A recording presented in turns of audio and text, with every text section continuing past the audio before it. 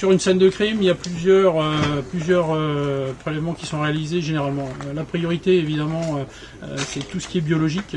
Il est clair que sur, par exemple, une scène d'homicide, on va privilégier tout ce qui est traces de sang, tout ce qui est prélèvements biologiques qui peuvent révéler l'identité de l'auteur. Et après, on va pouvoir travailler sur la révélation d'empreintes. Sur une scène de cambriolage, il y a bien sûr, je dirais, au-delà des moyens de police technique et scientifique dont on vient parler, la réaction traditionnelle d'une brigade de gendarmerie qui va se porter sur les lieux et qui va déjà faire une première évaluation de ce cambriolage.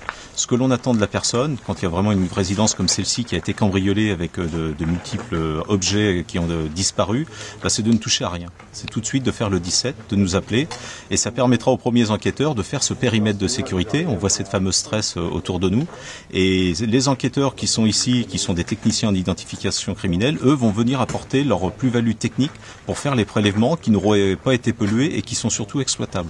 Donc là, je parle de traces de doigts, d'empreintes, de traces de forçage sur des portes, et l'enquêteur, lui, va continuer, celui de la brigade, son environnement, son porte-à-porte, avoir des témoignages, utiliser aussi la vidéoprotection qui peut montrer des allées et venues de personnes. Donc c'est ces deux volets de l'enquête qui sont c'est-à-dire avec la même unité, qui vont permettre d'avancer sur cette enquête de cambriolage. Donc voilà les deux volets de l'enquête, et en 2013, avoir ce véhicule et ces techniciens en identification criminelle, c'est une plus-value, parce qu'on rend compte assez souvent que nous avons affaire à des phénomènes sériels. Donc un cambriolage qui est bien traité, c'est souvent l'annonce d'une élucidation d'une série de cambriolages.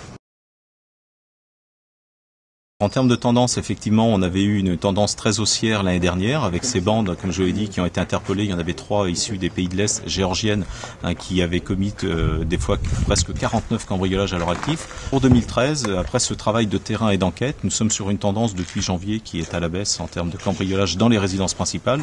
Donc dans ce domaine-là, c'est très positif, et on va rester très attentif puisque la période estivale arrive.